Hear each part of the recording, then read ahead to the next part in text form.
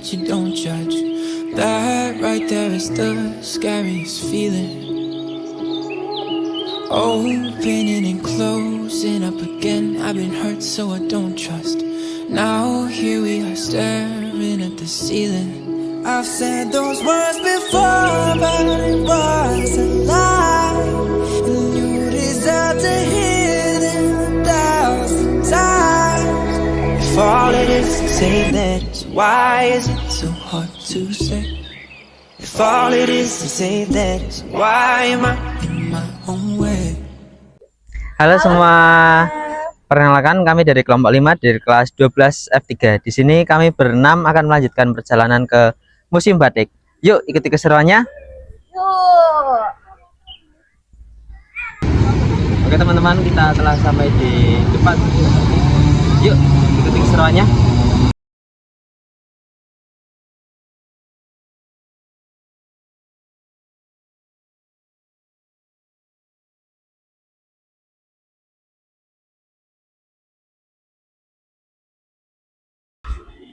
Oke teman-teman, jadi di sini kita sudah bersama dengan Mbak Kartika. Oke Mbak Kartika.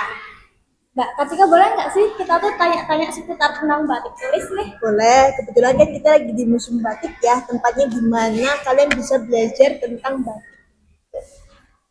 Yang pertama, bisa dijelasin nggak sih Mbak proses singkat dari membuat batik tulis itu gimana?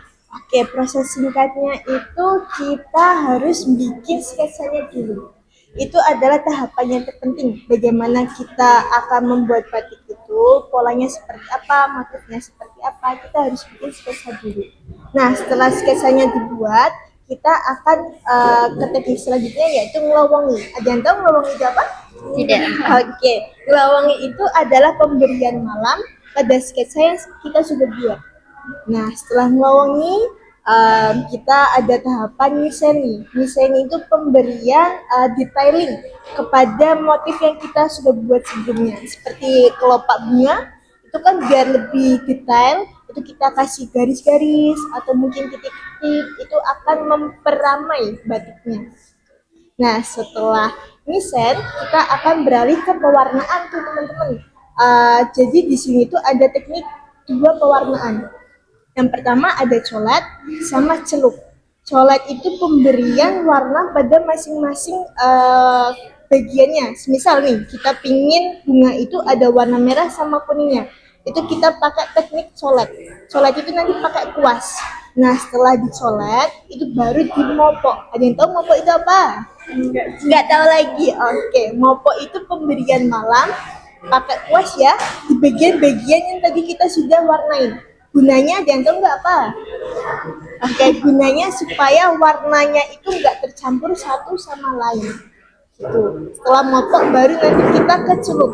Celup itu pemberian warna pada alas kainnya. Jadi kayak warna dasarnya. Nah, setelah itu pasti tahu nih, apa nih tahapan terakhirnya? Dijemur. Dilarut dulu. Jadi larut itu untuk penghilangan malamnya. Kalau kita pakai baju yang masih ada malamnya agak lengket ya, jadi harus dilorot dulu pakai air panas yang sudah diberi soda as, baru nanti dijemur gitu. Itu proses singkatnya gitu. Singkatnya itu ada beberapa tahapan ya? Iya. Singkat yang sangat panjang. Ya benar.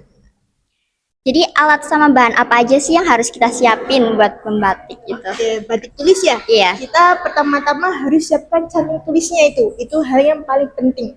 Canting pun ada beberapa jenisnya. Kalau pengen ngelowongin, itu pakai canting nomor 3.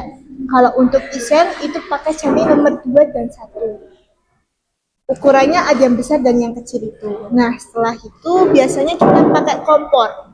Kompornya bebas, yang penting menghasilkan api. Oke, ketiga ada wajan tuh teman-teman. Gunanya untuk menampung malamnya di atas kompor. Nah, setelah itu ada malam. Malamnya malam tulis ya, jangan pakai malam cap ataupun malam mopok. Soalnya beda. Ada yang tahu nggak bedanya apa?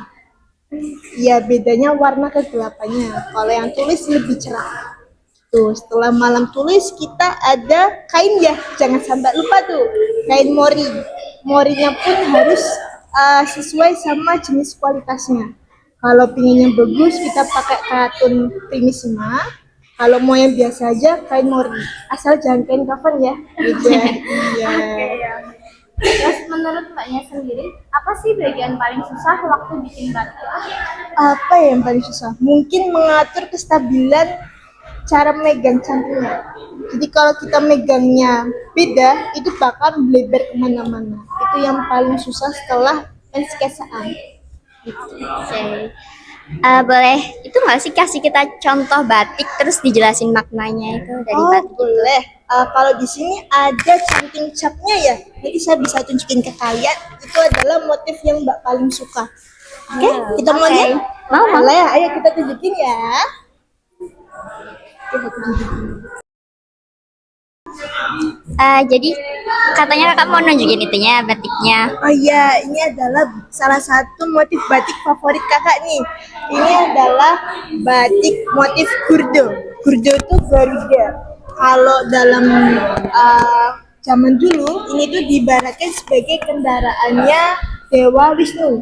Jadi ini lebih melambangkan sikap yang bijaksana sama orang yang disegani. Nah, ini termasuknya motif keraton. Kayak dia digunain dalam peristiwa-peristiwa penting zaman dulu gitu. Kayak sebelum modern, kayak lebih kuno gitu. Bagus kan detailnya, kayak ada sayapnya. Terus ini bagian ekornya. Kayak gini. Suka banget nih. Jadi dia kayak ada dramatis kunonya gitu.